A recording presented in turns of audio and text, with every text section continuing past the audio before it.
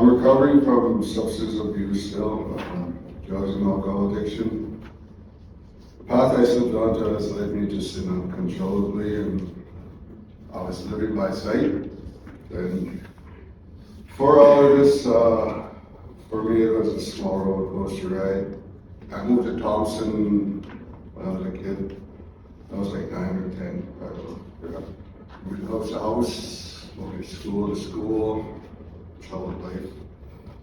And I found a good safe place for me before I became a teenager to hang out. It was called the Mission-Winnipeg Friendship Center, the Northern Circle of Youth.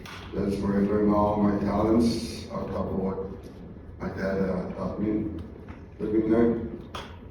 I was close to my father, and there were many hardships growing up throughout my life, and my parents never gave up on us and just keeping a roof under our heads, having food in our stomachs. And my mom and dad separated. My mom moved to Winnipeg and my dad stayed in Thompson. And I also stayed in Thompson too, but kept residing back and forth from God's Lake to Thompson and here in Winnipeg. It was a struggle, but I kept it together and survived. And then roller coaster ride turned into a huge, fast, dangerous road. It was rough. In 2012, my late uncle Absol was asking my dad if he wanted to go for a ride, for a road trip here, in the winter time of 2012. Well, he said no, and he wanted to ask me if I wanted to come with him. And I was worried for my dad because him and his girlfriend that he met after my mom and my dad separated. They would always fight, and I would be there to separate them and to stop them. But I said yes. I said yeah, I'll go for it. He said he'll be all right. So I believed him. And I get to Winnipeg, and a few days here I was my cousins. I was drinking with them. And, I got a phone call from my auntie, my mom, my other mom. I call her mom. I was named after her late son. My dad named me after her, or after Daniel Mark Cody, after her late son. And she tells me my dad, she called me, she was crying, and I was asking her what's wrong, what happened. She said that my dad got stabbed and he's at the hospital. Then immediate regrets just consumed me inside, and I drank more. I wasn't introduced to drugs at the time, and I didn't know what it was. I was beating myself up every day for those years, silently just living in my head. I was hiding behind joys and smiles. I was finding ways to help myself emotionally, mentally, and physically, and the help was there. I just didn't want to live life again. Not yet. I wasn't ready. Me and my little brother got into a fight. We got into a fight because of our dad's passing. I got into an argument with him because I was drunk and he was drunk, and I was putting the blame on him. God, no, it was bad. He almost killed me. He stabbed me like 6 times, but I didn't really care because I wanted to die.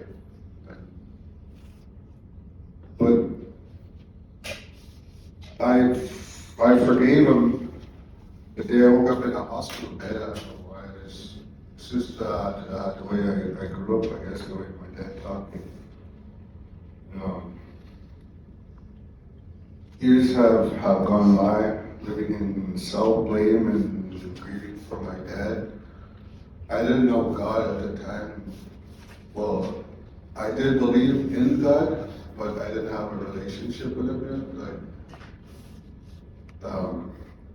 I was being taught my culture way of life throughout my teenage years. I believe that's what helped me to is God. And I kept telling myself throughout these years that if I had said no and stayed when he asked, he would still be alive. I would have been there to help him. That lie just stayed with me for years in my head. Me and my little sister Gwen, we were close, and we kept in touch through Messenger. I was living in God's Lake at the time. I moved back to God's Lake, and she lived here.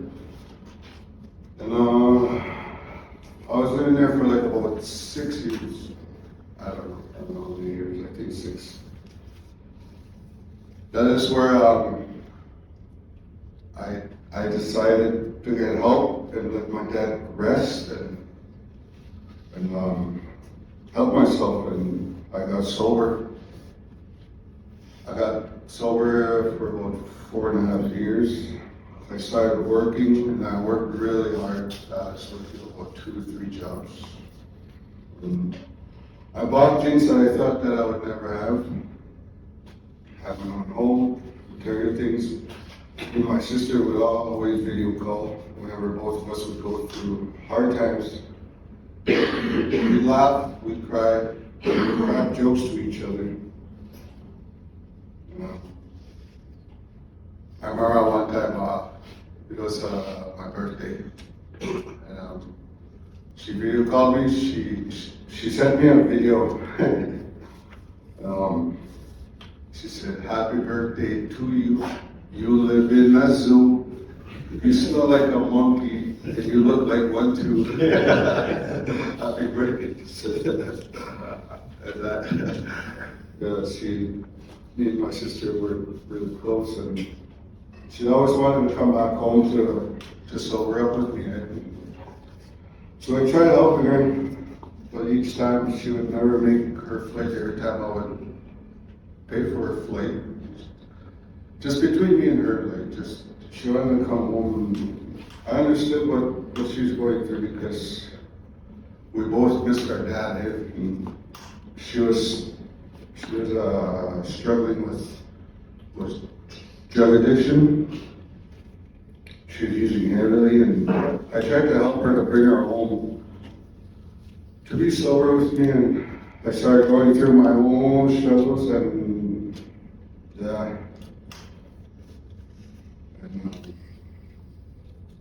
all those times I was sober, getting help, but something was missing. I still felt like there was something missing in me. I didn't know what. I had everything. I had a home, I had whatever, anything you need to live in. There was something still missing. I felt it. I didn't know what it was. I fell off the wagon. I started drinking heavily again, bootlegging, and selling drugs to maintain my addiction. And I drank heavily. I never touched the drugs yet. And I was drinking alone one day on my kitchen table with bottles, and like lots of bottles in the middle by myself. Just going through emotions and sadness and just freaking hurt. Deep down, all that hurt that was having, I had a smile just came up. And I always hit these from the outside world. It's like I was just like glass shattered on the floor, just in pain and tragedy and suffering. I got a knock on my door. I didn't want to answer because I wanted to be alone. So I just answered it. It was two band counselors, the leaders of our hometown. I thought they were there to take away the booze and the drugs that I had. But they were there to talk to me, so I said, okay. They asked me when the last time that I spoke to my little sister. I said, a few days ago, she's not answering my calls anymore. She's not messaging me. And so they tell me they found my sister unresponsive in a vehicle where she died of an overdose. And it took me a while to process it, and that's where I let my heart die. And more of these flames just ignited. The grief, the depression, the self-blame came again. I started to beat myself up more after trying to bring her home to be better. I bring her home in a box instead. Not the way I wanted to bring her home. I just wanted to die. I just wanted to give up. Yesterday was her fourth memorial. 4 years ago, she left us. Still feels like yesterday, but between those years, I tried to help myself grieve positively. But there were slips, there were relapses, and I got sober. I was also getting myself into detox and treatment, but it wasn't working. I don't know, because there's still something missing. I still felt that feeling something was missing. Last year got really bad. I started using meth. I started using drugs heavily. I think I remember talking to my sister one time, and I asked her, I was like, "Why do you do drugs? Why?" I remember her. She said, "One day you'll see why." And ever since doing drugs, I understand now why she did drugs, because it's to numb all that pain, to forget all that hurt. But it wasn't the way that way. It wasn't the way to go. It wasn't the way to deal with it. I didn't really know how to prevent my relapses. Even though going into detox and all that, there's still something missing. One day, I relapsed again. My memory was slipping, and my decision makings were impaired, and I cried out to God. I was gonna off myself that morning, that night, and I cried out to him to give me a sign that he's real. All night long I cried, high and drunk. I was at my friend's house, my best friend's house. I was in a porch, doing drugs, alcohol. I was alone in that porch because nobody likes to be around a drunk or an addict that's hurting, crying. That morning, my friend's dog was whining and crying, running all over the house. And I didn't know why he was crying and whining. I was still crying to God, asking him to help me. He's real and not show me a sign. I went on the couch. I almost fell asleep on that small couch on the porch, crying so much. And the dog came right next to me, just sat there, and I just kept, just doing my thing. Then about 20 minutes later, I hear a bunch of crying puppies right beside me. That dog had puppies beside me.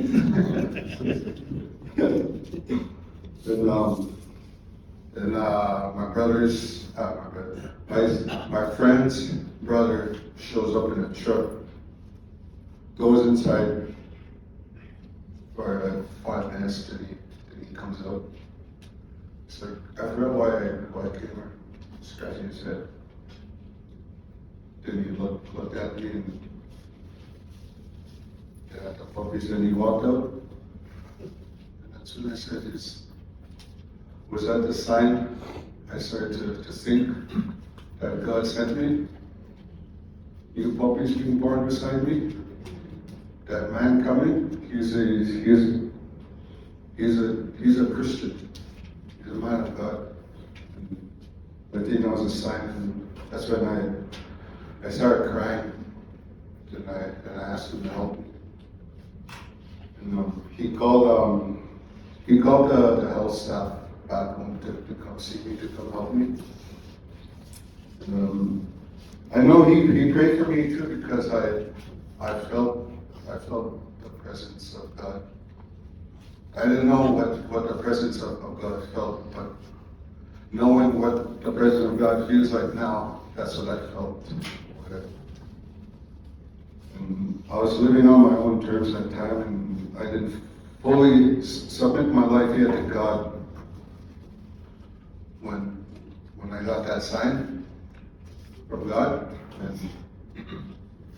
And it led to destruction again after that experience, and it got bad. The mess took over again, trying to sober up, but took complete control, and it led me to jail. I don't even remember the whole week being in a drunk tank, but I was gonna just fully give up and just off myself in that cell. But I fell asleep, and after a few days in my cell, the chaplain came to my cell and handed me a Bible and just prayed for me. It's like he was guided straight to my cell. Out of all the cells he would have gone to, he came straight to mine. And that is where I started reading his words, and I fully submitted my life. And being here at UGM, it has helped me grow my relationship with Jesus. It's helped me grow it. And I was gonna go apply at another place before coming here, but I believe the Holy Spirit led me here. I was just walking by. And I wanted to just come check it out for a bit. And I saw Malachi. First, I saw George. First, and I was talking to him.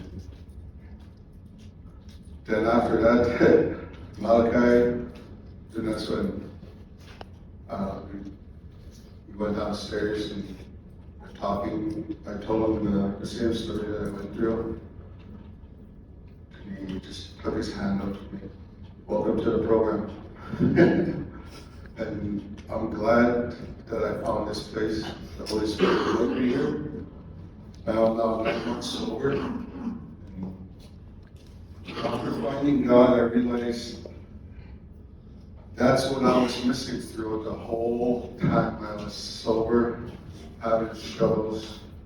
I was missing God, Jesus. That's what was missing inside me. Throughout my life, throughout my hardships, I didn't know I'm that good. And my favorite parable is the Good Samaritan. And the book has been helping me the Bible has been helping me win this endless war, this battlefield in my mind. I have an overthinking battle. And Philippians 4, chapter 4, 6, 7, it serves me well, and it says, don't worry about anything, but pray about everything. With thankful hearts, offer up your prayers and requests to God, and because you belong to Christ Jesus, God will bless you with peace that no one can completely understand. And this peace will control the way you think and feel. Following and finding Jesus has humbled me more. Throughout my life, I now believe Jesus has been testing me to strengthen me through all my struggles and hardships. I believe he came to me in one of my visions in my Sundances when I was living the cultural way of life.